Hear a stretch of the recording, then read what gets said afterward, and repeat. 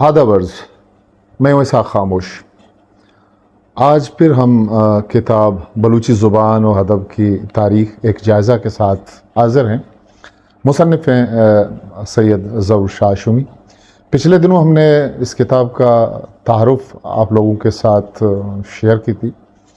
آج ہم چلتے ہیں اس کتاب کی طرف، چلیں ابتدا کرتے ہیں تمہید کے ساتھ۔ کسی حقیقت پسند نے کیا دلنشین بات کہی ہے کہ زبان انسان کے لیے اتنی ہی ضروری ہے بلکہ لابد منہا چیز ہے جتنا کہ زندگی کے لیے سانس لینا۔ سانس لینے کو اولیت ضرور حاصل ہے۔ انسان کیا بلکہ ہر ذی روح کو سانس لینے کے لیے ہوا کی جتنی ضرورت ہوتی ہے، بالتالي اس کو اپنے احساسات و جذبات کے اظہار کے لیے آواز کی اتنی ہی اشد ضرورت ہے۔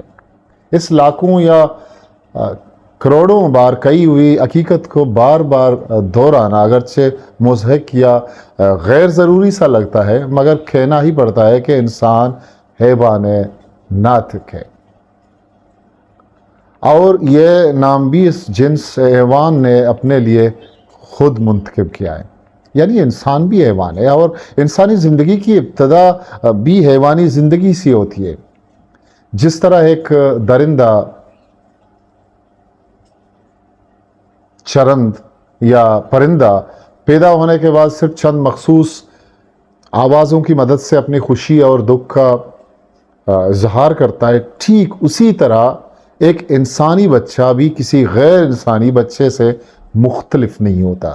انسان کا بچہ ٹھیک اسی طرح اپنے احساسات کا اظہار رونے اور ہنسنے سے کرتا ہے۔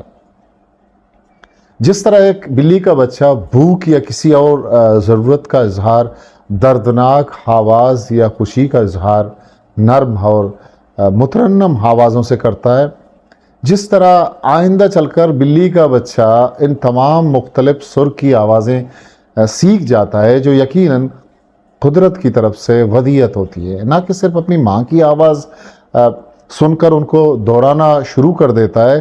اسی طرح انسان کا بچہ آگے چل کر قدرت کی طرف سے انعام شدہ اسی انجانی طاقت کے بل بوتے پر آہستہ آہستہ بولنا شروع کر دیتا ہے۔ کچھ لوگوں کا عقیدہ ہے کہ انسانی بچے کو بات کرنے کی صلاحیت پیدا کرنے میں خود انسان یعنی بچے کی ماں کی یا باپ کی خواہش اور محنت کو دخل ہے، لیکن میں قطعی طور پر اس بات سے اتفاق نہیں کرتا۔ البتہ ابوالکلام آزاد کے بقول یہ شان ربوبیت ہے کہ انسانی یا حیوانی بچہ پیدا ہوتے ہی جس طرح سانس لینا جانتا ہے، اسی طرح ماں کے تھن کو چوسنا بھی اس کو آتا ہے، ورنہ ماں تو صرف یہ کر سکتی ہے کہ تھن کو بچے کے منہ میں زبردستی ٹھونس دے، لیکن بچے کو اس کے چوسنے کی تعلیم کیسے اور کون دے سکتا ہے؟ حیوان کے بچے کو تو ماں کے تھن ڈھونڈنے پر بھی ایک غیر مرئی طاقت مجبور یا ہدایت کرتی ہے۔ اس طرح اگر کسی انسانی بچے کو الگ تھلگ رکھا جائے تب بھی وہ جانتا ہے، یا تب بھی وہ جتنا بڑا ہوتا جائے گا اس کو گھٹنے چلنا، پھر کھڑے ہو کر چلنے میں وہی قدرتی طاقت ہدایت کرتی ہے۔ اسی طرح اگر اس بچے کو کوئی بات کرنا بھی نہ سکھائے تب بھی قدرت کی طرف سے ودیعت شدہ طاقت کے اسبِ ہدایت اپنے ظاہر وجوہات کے لیے کسی نہ کسی طرح آوازیں نکالنا شروع کر دیتا ہے۔ وہ 3 مہینے کی عمر میں بچے کے منہ سے اگو گوں گاؤں گاؤں کی آوازیں بہت صاف نکلنا شروع ہو جاتی ہیں۔ یہ اور اس قسم کی دوسری آوازیں کسی جانور کے بچے کے منہ سے نہیں سنی جا سکتی۔ انسان اور جانوروں کے منہ کی ساخت اور ان کی زبان قطع و برید کے لحاظ سے مختلف ہے۔ بندر کے منہ کی ساخت و برید ذرا انسانی منہ سے ملتی ہے اور اس کے منہ سے خو خو یا کو کو جیسی آوازیں سنی جا سکتی۔ پھر 1 مہینے کے بعد بچے کے منہ سے خود بخود لاشعوری طور پر اماں، ابا اور اس قسم کی دوسری آوازیں نکلنا شروع ہو جاتی ہیں۔ لیکن یہ خود اکیلا ایک طویل موضوع بحث ہے جس کی یہاں گنجائش نہیں ہے۔ آگے چلتے ہیں، زبان کی ابتدا اور نمو۔ زبان کی ابتدا اور نمو کے بارے میں اگرچہ لوگ اس سے قبل مختلف تقالید و عقائد پر مبنی مفروضوں کے قائل تھے، لیکن یہ حقیقت اب واضح ہو چکی ہے کہ زبان کو انسان سے وہی تعلق، وہی رابطہ اور وہی علاقہ ہے جو اس کی باقی ضروریات زندگی کو ہے۔ جب تک انسان ان مخصوص انفرادی زندگی بسر کرنے والے چند ایک ایوانوں کی طرح رہتا تھا، ایوانوں میں انفرادیت پسند کم اور اجتماع پسند زیادہ ہیں، تو اس وقت ایوانوں کی طرح چند آوازیں ضرورت کے مطابق نکالتا تھا، لیکن اس حقیقت سے کسی کو انکار نہیں کہ اس اکیلے پن کے معنی یہ تو ہرگز نہیں کہ ہر فرد قطعی طور پر اکیلا رہتا تھا، کیونکہ جوڑے ہونا تو ہر حالت میں ضروری ہے۔ چونکہ انسان میں ہر قسم کی آواز نکالنے کی استعداد موجود ہے، اس لیے اس جوڑے نے بھی اسی استعداد سے کام لے کر ایک دوسرے کو سمجھانے یا کچھ بتانے کے لیے مخصوص آوازیں نکالنا شروع کی۔ چونکہ انسان ذی عقل ہے، اس لیے اس محدود اجتماعی یا جوڑے والی انفرادی زندگی میں بھی اپنی مافر ضمیر کو آوازوں سے ادا کرتا ہی تھا۔ اس لیے اس نے ہر چیز کا ایک نام اور ہر کام کے لیے ایک لفظ کی ایجاد شروع کی، جو ابتدا میں اکثر فطری آوازوں کی صحیح ترجمانی کرتے تھے۔ ابتدائی اور فطری ناموں میں اکثر فطرت کی جھلک ملتی ہے، مثلا انگریزی کا رین، عربی کا مطر، بلوچی کا ہور، فارسی کا باریدن بارش، ہندی کا ورش برسات، پشتو کا باران۔ ان سب الفاظ میں رے موجود ہے، اور اس رے کی آواز بوندوں کے گرنے کی آواز کی فطری نمائندگی کرتی ہے۔ ایک اور لفظ جاؤ، گو، زاؤ، برو، رو، بو مختلف زبانوں میں وہی جاؤ کے معنوں میں ہیں۔ ان میں واؤ یا وہ فطری آواز کی سب الفاظ میں نمائندگی کرتی ہے، لیکن اس سے یہ عکس نہیں کرنا ہے کہ انسان کی زبانوں کے سارے الفاظ ایسے ہی ہوں گے۔ اگرچہ کچھ علماء زبان اس حقیقت سے بھی انکار کرتے ہیں اور کہتے ہیں کہ یہ آوازیں جن کو ہم فطرت کی نقل کہتے ہیں سراسر واہمہ ہے، لیکن ہم اس کی مخالفت پر مجبور ہیں، کیونکہ اس ترقی یافتہ دور میں بھی کئی نئے الفاظ بنانے میں ہم یا تو فطری یا لغوی اور معنوی لحاظ سے مستفید ہوتے ہیں۔ آج کی سائنسی دنیا میں جس طرح ہم ایک نیا نام بنانے سے پہلے اس شے کی اصلیت، ماہیت، عمل اور رنگت، بلکہ تصویر اور حالت پر بھی نظر رکھ کر ایک بامعنی نام رکھ دیتے ہیں، اسی طرح اس وقت کے انسان نے اشیاء کی رنگت، آواز یا عمل کے پیش نظر نام رکھ لیے تھے، لیکن اس کے معنی یہ نہیں کہ ہر چیز کا نام اس کی آواز یا رنگت پر رکھا گیا ہے۔ لیکن یہ بات بھی غیر قابل انکار ہے کہ زبان کا ایک بہت ہی بڑا حصہ رنگ و بو، آواز ویت یا آلات والے ناموں سے بھرا پڑا ہے۔ جانبی تاریخ سے لے کر آج تک تو ہم یہی دیکھتے آ رہے ہیں کہ ہر نئی چیز کا نام اس کی آواز، رنگت، ڈھانچہ، ہیئت اور صفت پر مجہول ہے۔ آج کل سائنسی ایجادات کے نام ایسے رکھے ہوئے ہیں، مثلا rocket, radio, bicycle, motorcycle, aeroplane, jet اور ٹیلی ویژن۔ ان میں سے کوئی ایسا نام نہیں جو کسی دوسرے چیز کے نام سے مستعار یا مرکب نہ ہو۔ ان میں وہی صفات موجود ہیں جو ان ناموں والی چیزوں میں پائی جاتی ہیں۔ یہی بات ہمیں ان ناموں میں ملے گی جو درخت، گھاس، جانور یا دوسری ایسی چیزوں سے انجانے وقت سے منسوب ہیں۔ حتیٰ کہ خود انسان نے اپنے نام بھی نباتات، جمادات اور حیوانات کے ناموں پر رکھے ہوئے ہیں۔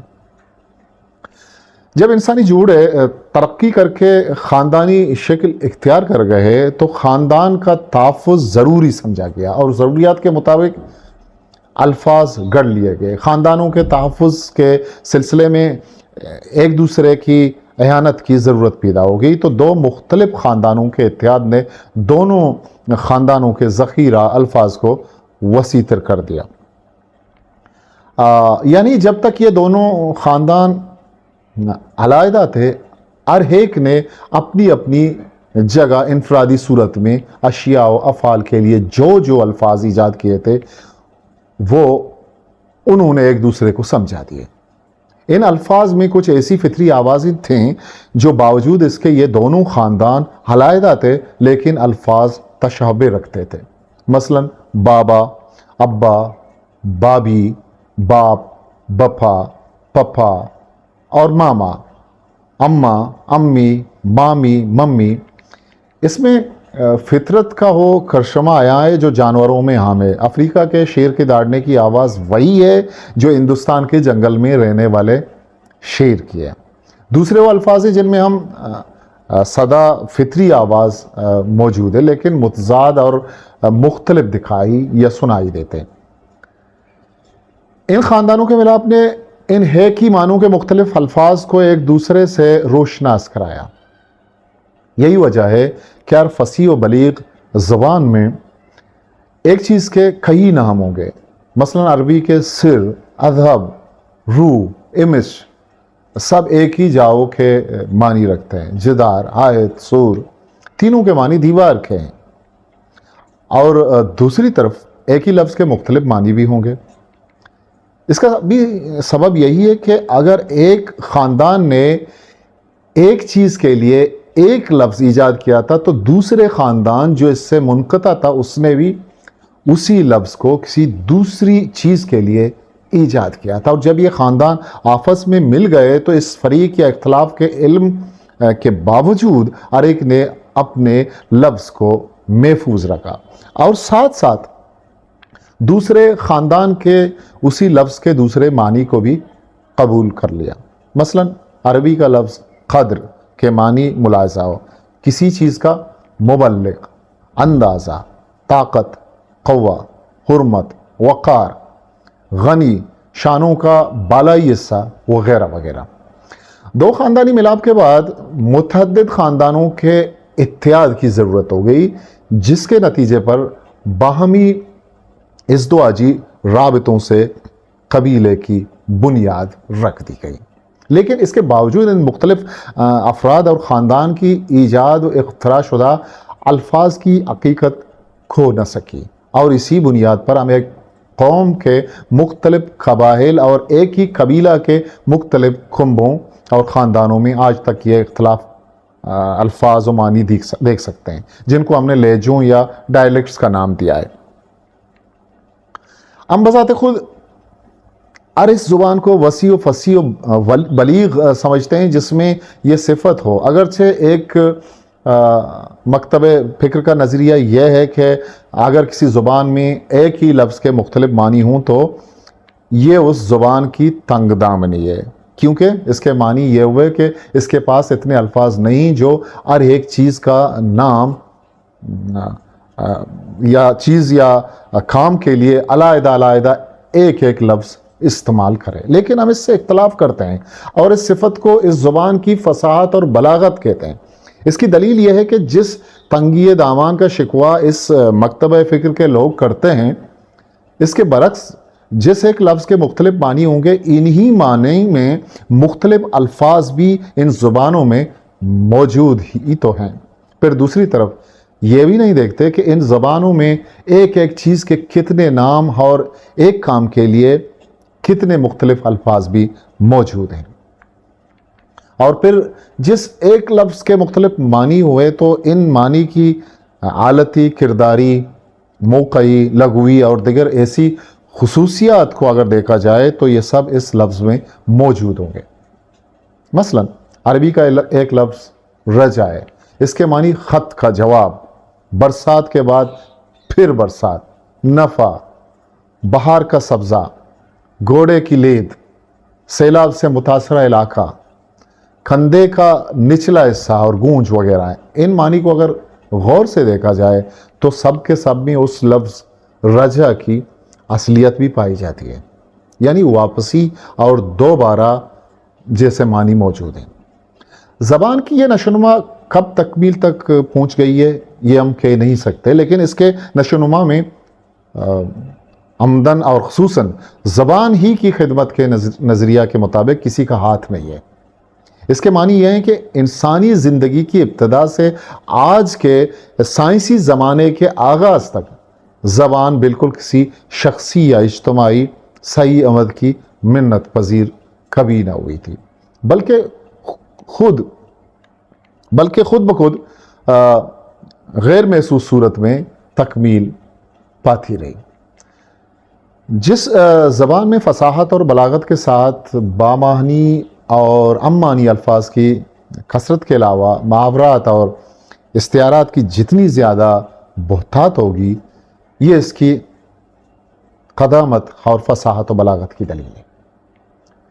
تو انسان کی زبان اپنی ضروریات کے پیش نظر خود انسان کی زندگی کے پہلو بے پہلو نشوونما پاتی رہی، بلکہ ہم یہ بھی کہہ سکتے ہیں کہ جب تک انسان کی زبان نے کمال کی بلندی کو نہیں چھوا، یعنی من حیث لغت اس کی تکمیل نہ ہوئی، اس وقت تک وہ اپنے ملک یا قوم کو بھی بام عروج تک پہنچانے میں مخل رہی.